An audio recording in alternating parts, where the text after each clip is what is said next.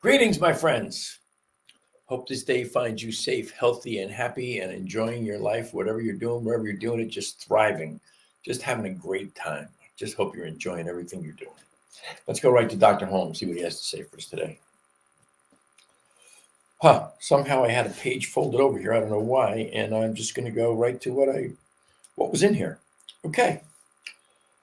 In this peace that holds me so gently, I find strength and protection from all fear or anxiety.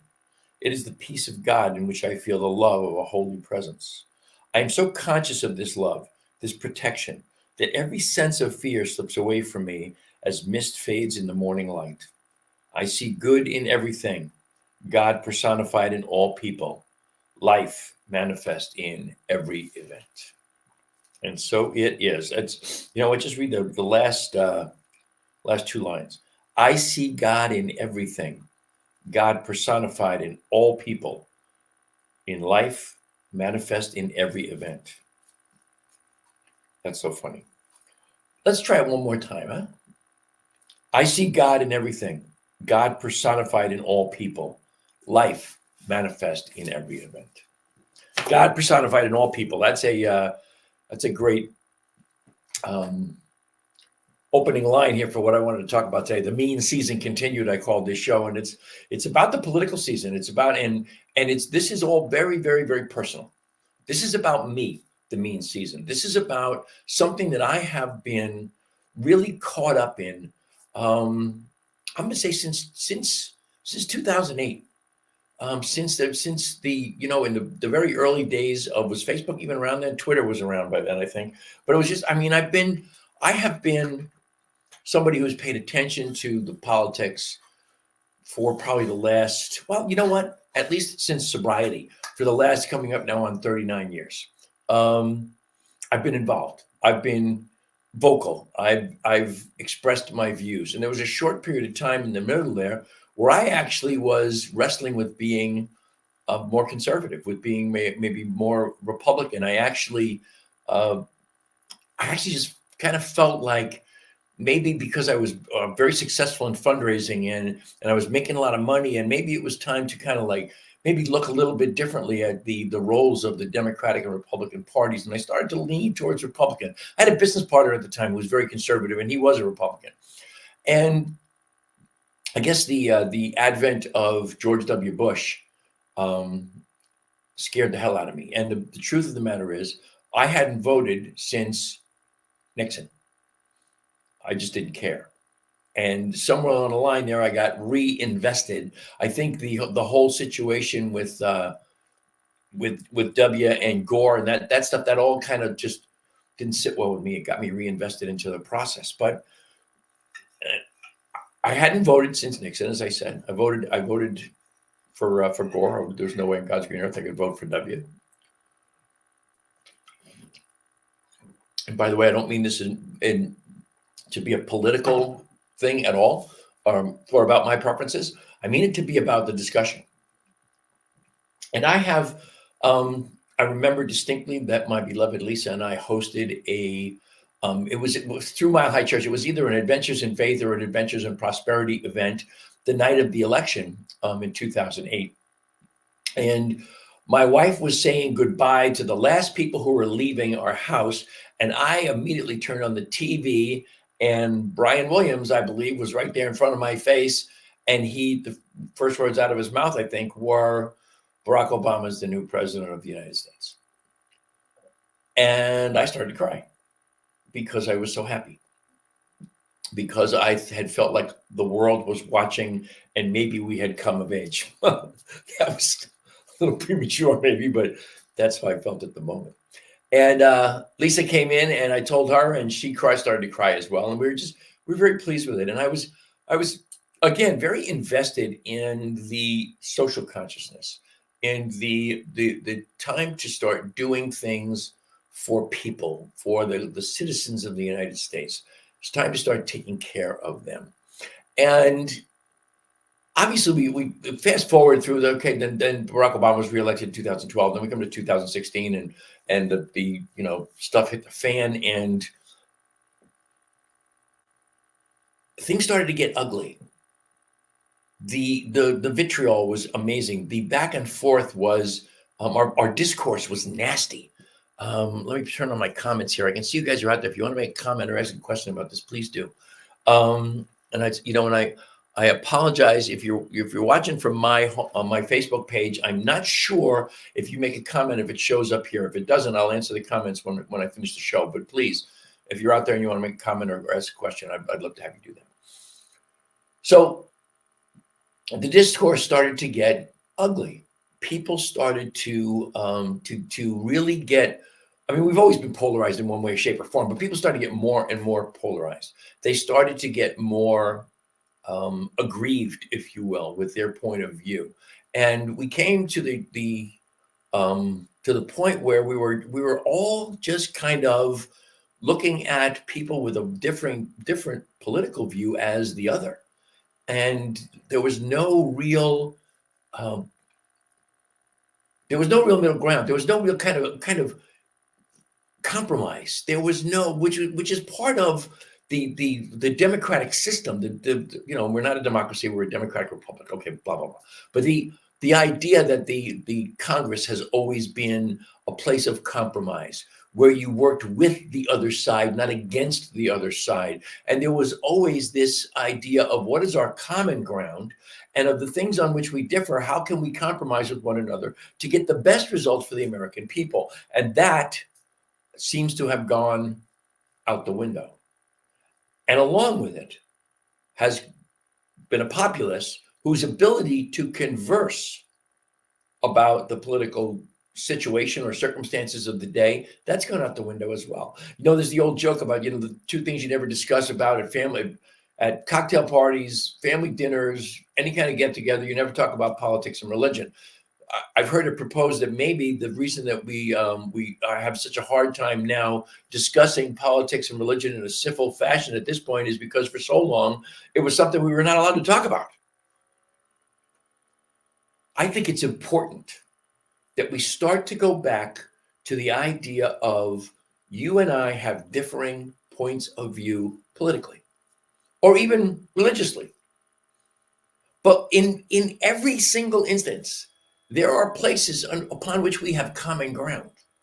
And where we have common ground, shouldn't we be able to identify that and then say, okay, now here's where we differ. How do we compromise here and get ourselves to a point where we can, in a very respectful, honest, humble way, agree to disagree, but at the same time, embrace our commonality? That seems to have gone away. It seems to be something of the past. And I find myself, I've talked about this many times, and it's important to me to talk about it now. I feel very vulnerable about this, but I think it's important to be vulnerable about this. I am way more of a political junkie than I'd like to admit. I get too involved. I get too engrossed. I really, really, truly feel that we are living in a time where we actually have I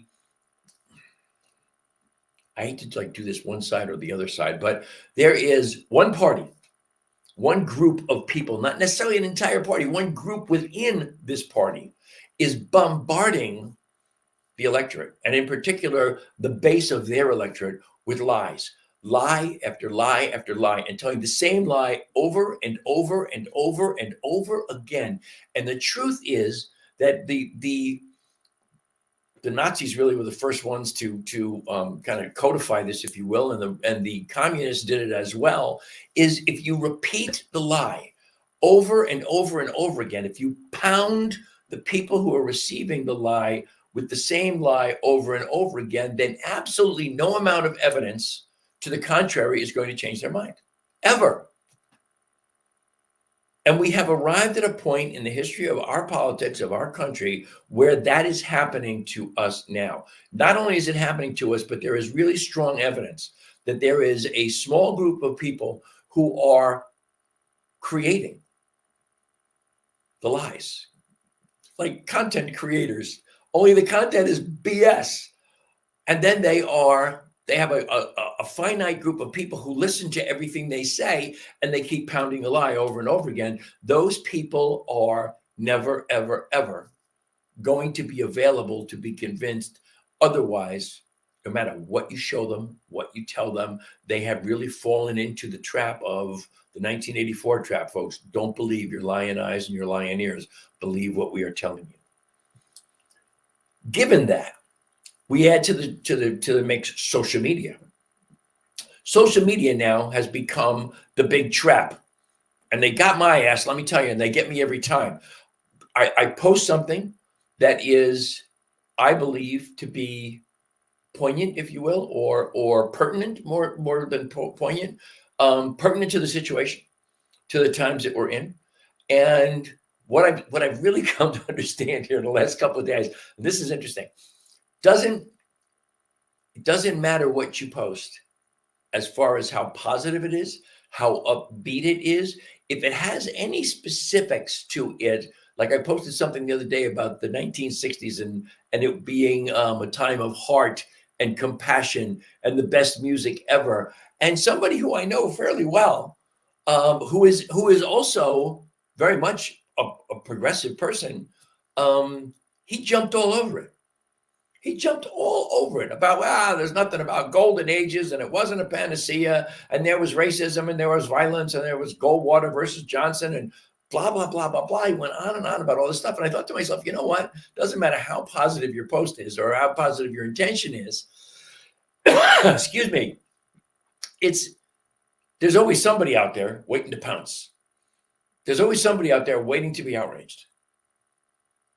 And so when we post anything that is even remotely political, somebody's going to get outraged. Somebody's going to pounce on it. And I made a post the other day. I made 2 posts the other day, actually. And 2 people jumped all over them. And both of these people, one of them I'm not really friends with this person. She's someone I'm acquainted with. I'm actually friends with her daughter. And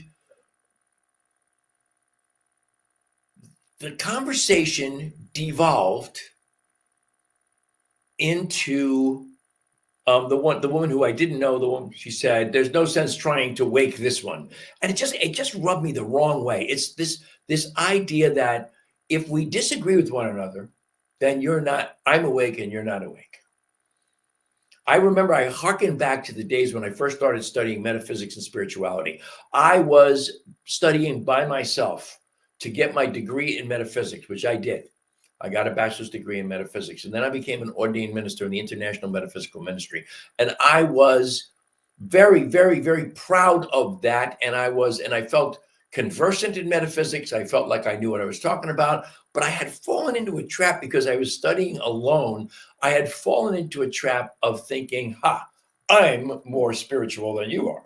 I'm more metaphysical than you are. And then one day, I got tickets to go see at Mile High Church in Lakewood, Colorado. I got to go see Gary Zukav, the writer of The Seed of the Soul, but more importantly, the writer of The Dancing Wu Li Masters, one of the great books that I've ever read, The Dancing Wu Li Masters. And went to see Gary Zukav. And when I walked into the sanctuary of Mile High Church, the old sanctuary, it's not the Vote Center, but it was the old sanctuary, very small room. I don't remember now. It only held like, 800 people maybe.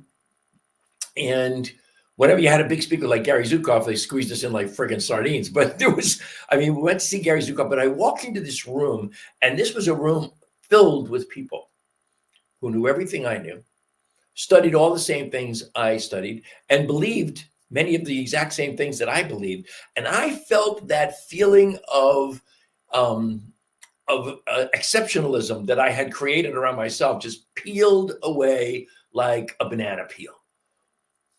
And all of a sudden, I was in a room full of like-minded people, and I realized I'm with a whole lot of people who are just as special as me, if you will, okay, to be silly about it.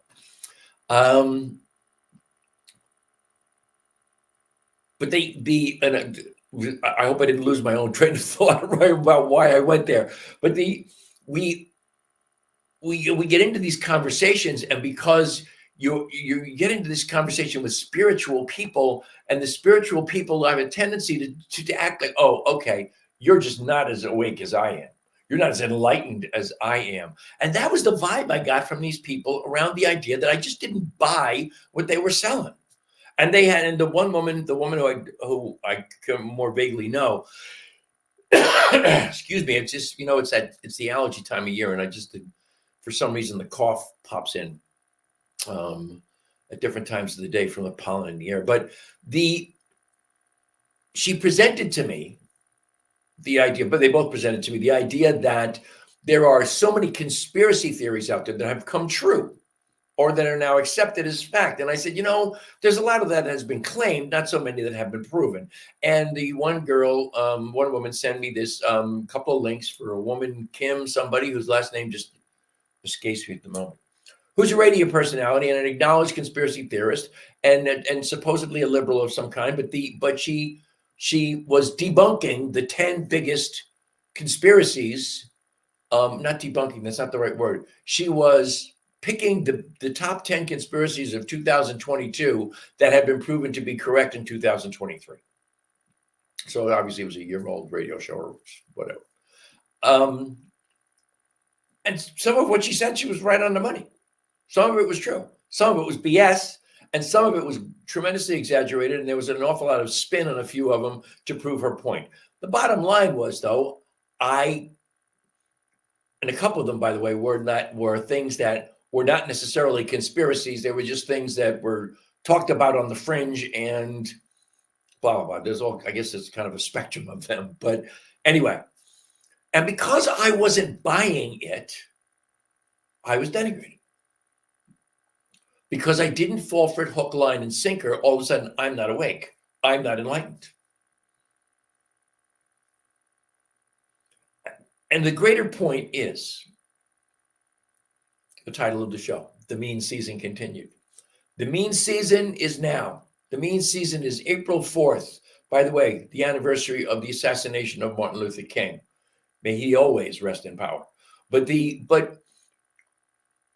it's going on right now, and it will go on for May, June, July, August, September, October, November. It'll go on for the next 7 months. I believe November 5th. So really almost exactly 7 months. I believe Election Day is November 5th. Might be November 4th, actually. But I think it's November 5th. The mean season is going to continue, and it's only going to get meaner. It's only going to get uglier. And there is, I think, a responsibility placed on my shoulders by myself to be kind, to be compassionate, to be considerate, and to look at from the perspective of, you know what? You want to vote for him, and I couldn't vote for him if hell froze. I couldn't vote for him if he's the only candidate ever. I'm going to vote for the other guy, but we're both human beings. And in so many people who I'm connected with, particularly in social media, they are in one way, shape, or form involved in metaphysics or spirituality, or even if they're just someone who practices yoga every day. There's a DSP, a daily spiritual practice piece to yoga.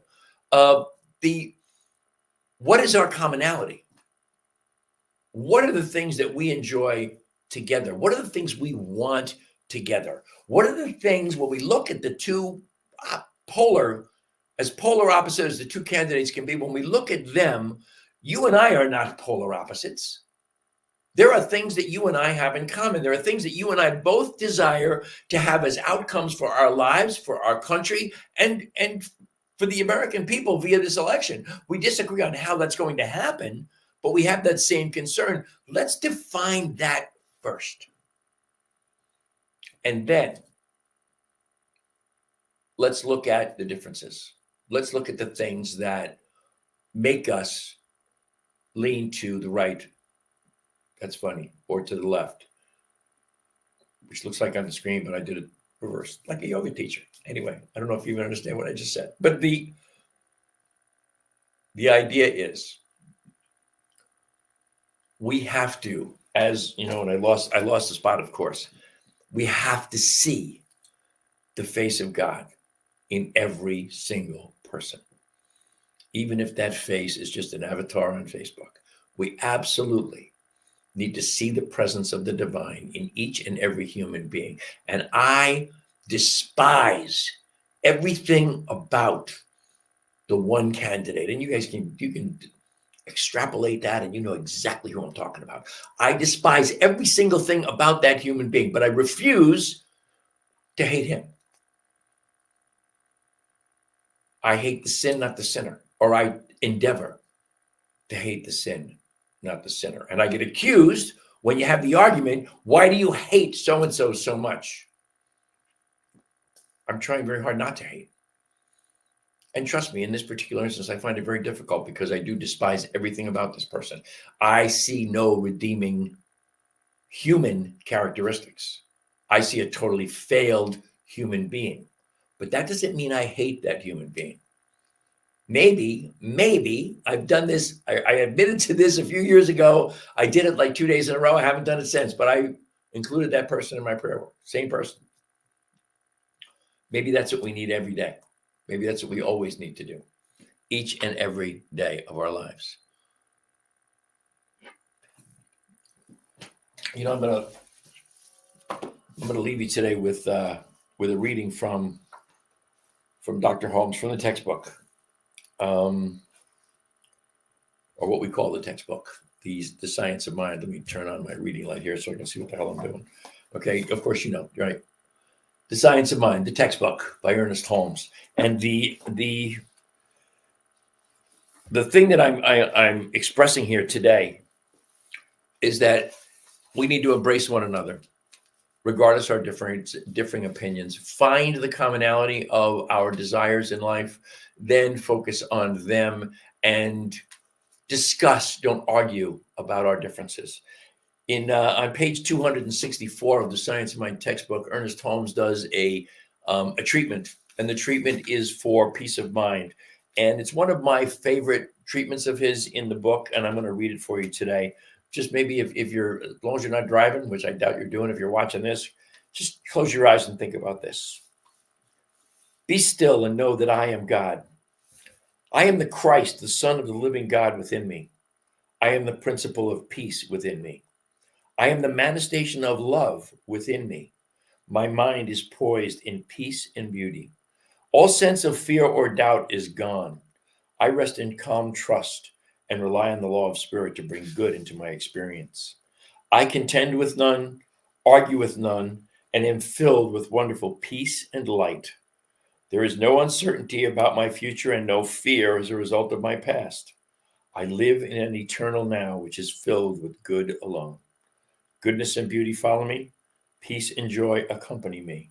Happiness and wholeness fill my entire being with the realization of love and perfection. I am the Christ, the Son of the living God within me. This inner mind of mine is now divine and complete. It has no worries and no fears.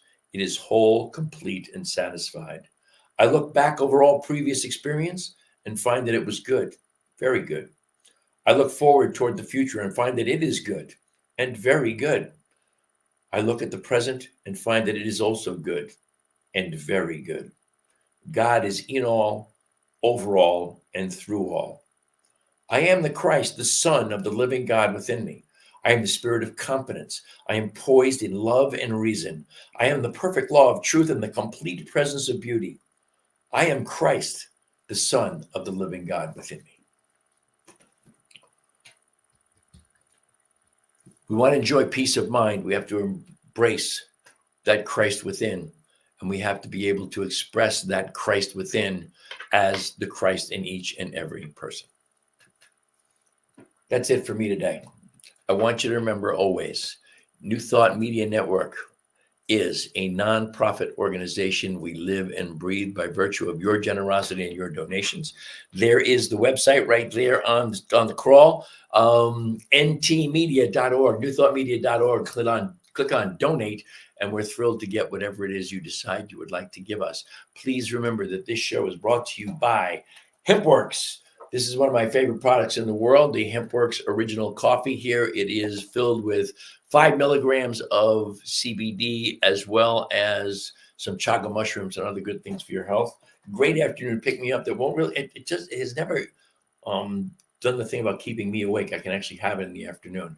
And of course, the greatest CBD products on the planet, the most cleanest, purest, most highly potent CBD you'll find anywhere. I don't even know how many flavors we have anymore, maybe 10.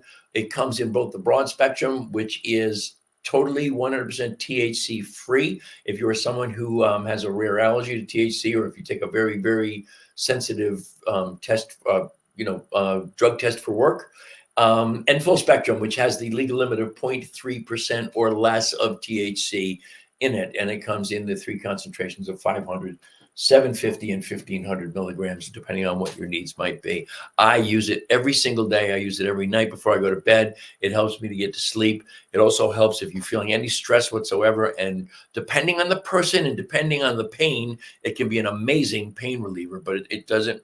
It's just like anything out there, whether it's a pharmaceutical or a homeopathic, everything responds differently to each and every body differently. So you just have to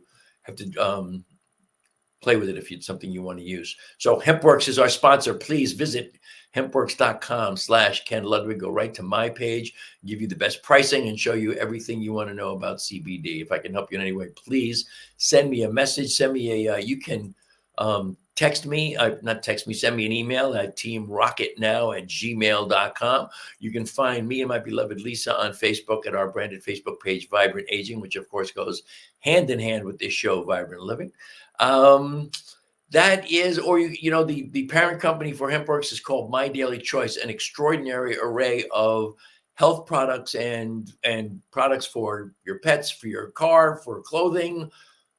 Just the most amazing company on the planet. Go there, mydailychoice.com/Ken Ludwig once again.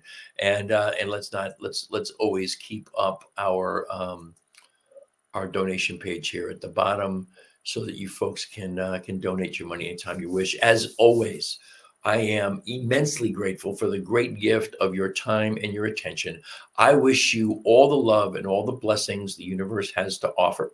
I hope you will join me next week and every Thursday at 2 o'clock Mountain Time and 4 o'clock Central Time for another edition of Vibrant Living. And until then, my friends, namaste.